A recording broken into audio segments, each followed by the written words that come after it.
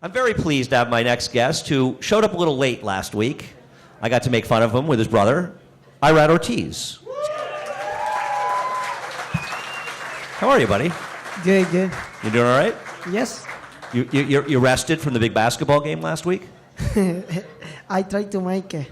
You did. You came. You came at 8:59, and we appreciate it. And you came tonight. It's all right. It's the thought that counts. How many points did you score in the basketball game? 4 points. 4 points? It's not bad. No. Now, the jockeys brought ringers in, right? Let's just get that out of the way. You had a couple of like 6'10" guys, right? Yeah, probably. The trainers have ringers too? No, you know, we just try to, we do it for whatever you have helping. to win. I understand. You're a jockey. Yeah. We know. That's the name of the game. You're trying to Try win. to have fun. How you doing, man? Good. You having fun in Saratoga? Yes. How close is the race? It's you and your brother. It's just like you and your brother. Did you see it that way when you were kids? You think it's one day we'll be up in this crazy town in upstate New York and we'll be battling it out for the jockey's title? No, you know, we ride some live horses. We're doing good right now, so. You're so modest. How many wins do you have at the beat? I guess 25 to. He's got 25 wins in 18 days. That's not bad. Not bad, right? I'm not sure I've picked 25 winners in 18 days, so you're certainly ahead of me. So, let me when you were younger, when did you see yourself becoming a jockey? How old were you? How old are you now, first of all? I'm 24. I'm gonna turn 25 tomorrow. Your birthday's tomorrow? A lot of birthdays around here. Bassem is here. It's his birthday. He came to the show. It's back in the far right. It's your birthday tomorrow? That's so great. Oh, I can't wait. I'm going to have so much fun with that tomorrow. Oh, it's going to be great. So how old were you when you first started thinking about becoming a rider, and how did that come about? Well, I asked him for a present for Christmas present. By 5 years old, I asked him for a pony, and When you were 5? Wow. I got some pictures, and I really love horses, and I always been around horses, and just decided to wanna be a jockey. Turned to 14, 15. That was on my mind, so I get out of school by 16 and going to the jockey school and graduate. I was 18. You went to the rider school when you were 16? Yes. And the school is 2 years? Yes. Now, while you're at the school, do you ride at all professionally, or do you not ride until you're finished with the school? You get some racing practice before that. You got 10 in the morning, 10 in the afternoon, just to practice. No money, no nothing. And, you know, a lot of people we start like 20 and they keep going. If you don't, they do not have the ability to, so they keep going. Graduate like 10, 11, you have to make the races, and if they see you can do it, so they let you graduate. Now, did you ride in Puerto Rico at all before you came to the U.S.? Yes, 3 months and a half. 3.5 months. How many races did you win in 3.5 months? 75. No wonder you didn't stay. I work hard. Wow. 75? Really? Yeah. That's incredible. The 2 years in the school, I get on probably around 13, 15 horses every day, galloping for everybody without getting money. So I help a lot of people to try to, when I go out, they give me the hand and they do it. So I'm lucky they give me the chance. You're lucky and you're good. Luck and talent sort of going both ways here. So did you decide when you were down there to come right to New York? You came to New York first, right? Yes, but to be honest, I tried to stay in Puerto Rico, and things going right, but I got a lot of suspensions, and you might have one coming now. I say, in man, trouble today. I want to leave this place, so I got my grandfather here working in the backside, so I don't know another track, so I just came here and tried to work hard and try to ride. And second week I win for Bruce Levine, and I keep going and try to do good. We come for Saratoga first year, I win 11 races, go back win 25. Then in Aqueduct I finished second, I guess, in the standing against Ramon. It was pretty tough. So I guess from there I lose my buck, and thank God the trainers and owner give me the opportunity, and I can show what I can do. You make it sound so easy. I mean, it's a lot of hard work, you know. Yeah. And did you still have your bug when you rode questing, or you just lost your bug? I just lost my bug. That had to be a big thing for you. Questing, for those who don't remember, it won the Coaching Club of American Oaks. She won the Alabama. She was an incredible horse. And you also won the Grade 1 Vanderbilt that summer with Poseidon's Warrior as a big long shot. That had to really sort of get you going, winning those big races here after you lost your bug. Yeah, but I got to say thanks to Kieran McLaughlin. The filly was in the coaching club, was just like six horses, and they want to take me off. I just win the allowance optional claiming 25. They decide to run the grade 1, and a lot of good jockeys was open.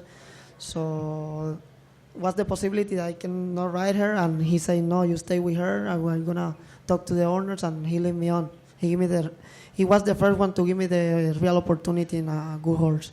Well, that was great. I mean, it worked out well, and you rode her perfectly, and she was tremendous. She didn't make it the Breeders' Cup, right? Did she get hurt before the Breeders' Cup? She did, but pull up. She have to pull up. Oh, right. I don't feel she her ran right. off a little bit. I don't feel her right, so I pull up, and after that, she don't run anymore. But that was really it. I mean, that was when I think people realized, because it can go both ways when you're an apprentice. We've seen a lot of apprentices that look terrific come to New York, and then 2 years later, it's sort of, where are they now? But with you, it was the opposite. You became a star very quickly. I mean, it must have been hard, but it must have been very satisfying. It's hard, but I just keep working and like I said before, if you got the right opportunity, if they help you, the owners and trainer, it's a lot more easier for you. When you don't have the horse, it's really hard to do it.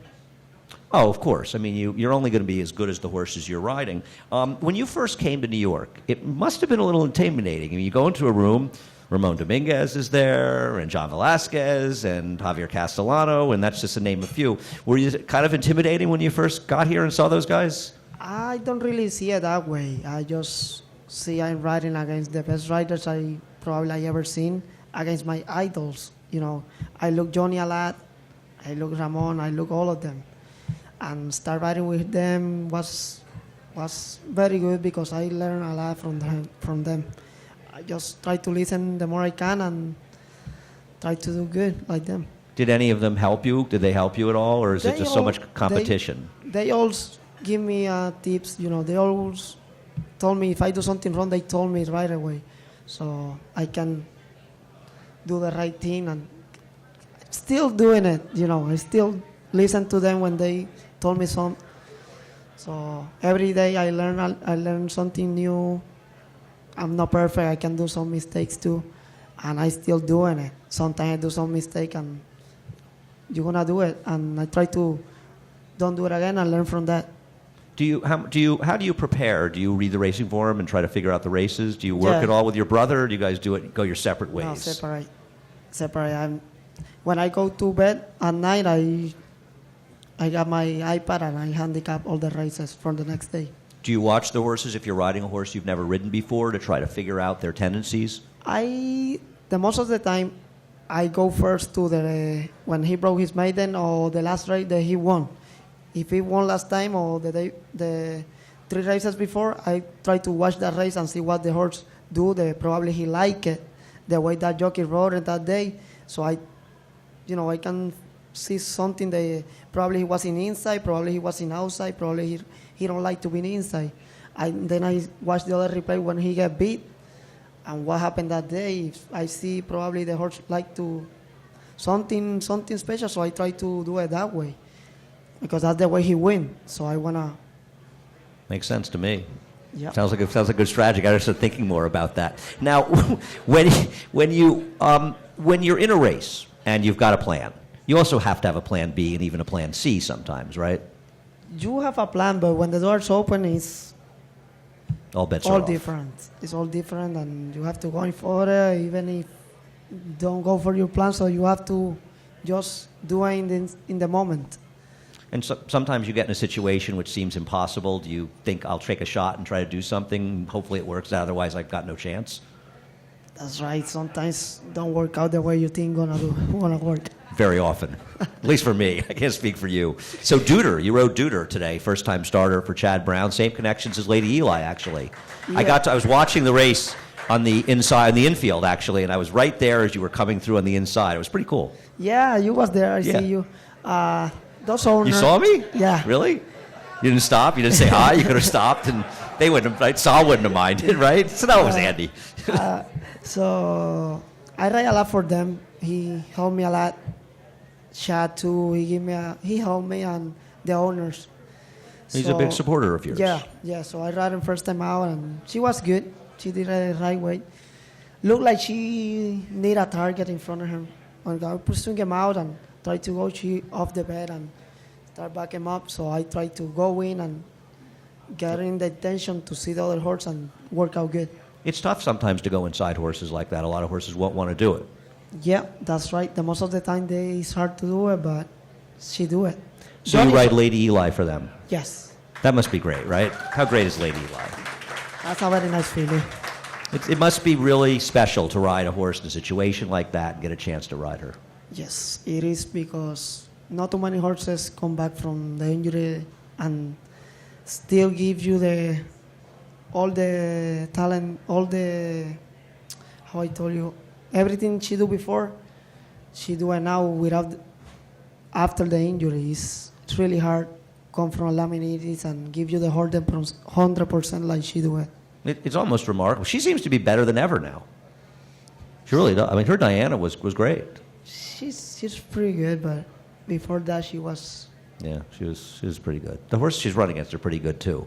I mean, it's funny, but it was such a tough loss in the Breeders' Cup last year. But you gave her a perfect ride. I mean, there was nothing you could do. Sometimes you win by a nose. Sometimes you lose by a nose. That was pretty tough. Yeah, tough beat. I think one of the more than hurt me. If it makes you feel better, I bet the winner. So if that sort of alleviates some of your disappointment about losing, it was a very profitable race for me. I'm just letting you know. I'm just trying to ease your pain a little bit, for your friend Andy. Bad. I need a winner occasionally. We just need to talk a little about you riding against your brother and with your brother. You talking to Jose last week. You guys are very competitive. A lot. Yeah. More. Which are more difficult, the after you ride together or the Gallop Racer games at night? Riding more than Gallop Racer? Yeah. You guys don't throw the thing at each other when you play at Gallop? No. Who's better at Gallop Racer? We are both pretty good. Okay. I want to play with you guys sometime. I haven't been playing a lot lately, but I'm going to get my game up and I'm going to play. And I'm going to foul you guys. I'm just letting you know. It's going to get ugly. I'm just telling you right now. Sounds good. So when you ride with Jose, like yesterday in the last race, the two of you hooked up top of the stretch. Do you ever look over and go, ugh? Was tough because I'm run out of horse by the 3 pole, so I have to start riding early because I know that's the horse I have to be, so I have to keep my position and try to, keep going, but he got a lot of horse. Is it, I mean, I imagine, look, at the end of the day, I'm sure you're very happy when Jose is successful. If you don't win, you want to see Jose win. But there must be times after a race where you go, I can't believe he beat me again. After the races, I'm okay, he win 3 or whatever. He beat me in 2. But in the race, after the race, I'm, try to, you try to win and your brother come and beat you by a nose or beat you by a lane. And it's not like just my brother, it's just another jockey. No matter who it is, you try to win and try to do good. You get beat, you sometimes a little upset, but not with nobody, but with yourself, When you're riding, and let's just say you're riding a horse and you some 8 or 10 to 1 shot, and he's not really supposed to win. And are there times when you finish second and you say to yourself, I could never have won the race, and even though you didn't win, you think, you know what, I did really well with the horse because the horse was never good enough to win, and we did the best we could. I mean, is that something satisfying, or is it always about winning? Sometimes you know your horse is in a tough spot, but I ride him positive. Yeah. And like I told you before, I watch the races, I watch the replay, what he like, and sometimes your horse is in the paper 10 to 1, but if you see some couple races of him, you got shot in the race. So even if it's 10 to 1, you have a live horse. Sometimes they pick the horses 10 to 1, 15 to 1, and if you see his performance, he's got a good chance on the race. Well, you can't ride all short-priced horses up here. The racing's so competitive. Your agent, Steve Rushing, talk about working with him a little bit. He was, of course, Ramon Dominguez's agent and Edgar Prado's agent, and you guys have been doing very well together, and he does a great job. He's been great. I mean, he's a great person. More than an agent out of the racetrack, he's a great person, and he's one of the best agents I ever seen. And the best thing happened to me so far. I mean, he when I does. come to He's him. a great guy. Riding in the big races. How did it feel winning last year's Belmont Stakes? That was great. That was great. I mean, You beat me a nose, by the way, so we're even with the Lady Eli thing. So it all works out. later. So I made more in the Breeders' Cup, and I would have won with Destin if it makes you feel better. that was great. That was great. I'm using Give Me the Opportunity and Elliot Wilder for Winston Firm, and that was one of my goals, and win that race. I'd rather just exactly. Probably I got a perfect trip. That's what I win. You rode a perfect race. I mean, not a lot of guys would have won on that horse, with no disrespect to anybody else. You not only didn't make a mistake, you did everything right. Thanks God. You did. It was tremendous. I mean, it's funny to watch it, because I do think if Joel had gone outside instead of inside with Governor Malibu, you might not have won. No, I see when he tried to go out, so I go quick with the whip and try to pick it up to get the space before he come out and work out good. Yeah, that's a race worth watching again to see a fabulous ride, because that really was a great ride. Not quite Gary Stevens good when he won with Victory Ride, but it's pretty close. Or Victory Gallop when he won with the Victory Gallop, that was the greatest when he beat the horse of the Triple Crown. Riding the Breeders' Cup, you must look forward to it. You've had a lot of success. How many Breeders' Cup races have you won? I win 2 so far for the same trainer, Chad. It's a lot. Chad Brown. He gave me the opportunity with Lady Eli, and he gave me the opportunity with Stephanie Skeeton. So I'm very happy. Last year we tried hard. We just got beat by a nose. Stephanie's Kitten was a pretty good ride, too. Yeah, that was great. That But she liked the soft ground. I guess that was something good for her. How about goals? Do you set goals for yourself, or you just sort of hope things work out and do the best you can? I got some goals, You want to tell us? You I can keep wish win the Kentucky Derby, win a Triple Crown or something. That's just small things like that. Yeah, Everybody wants to win the Derby. It's not right? easy, but you have to be positive and work for it. I just need the right opportunity and the right horse to do it. I think you've got a Kentucky Derby win in your future somewhere. Doesn't he have a Kentucky Derby win in his future somewhere? He rides pretty well, doesn't he? Could ride my horse. Irad, it's so great to have you up here. Thanks for coming down. 2 weeks in a row you stopped down. You're such a good guy. Thank you.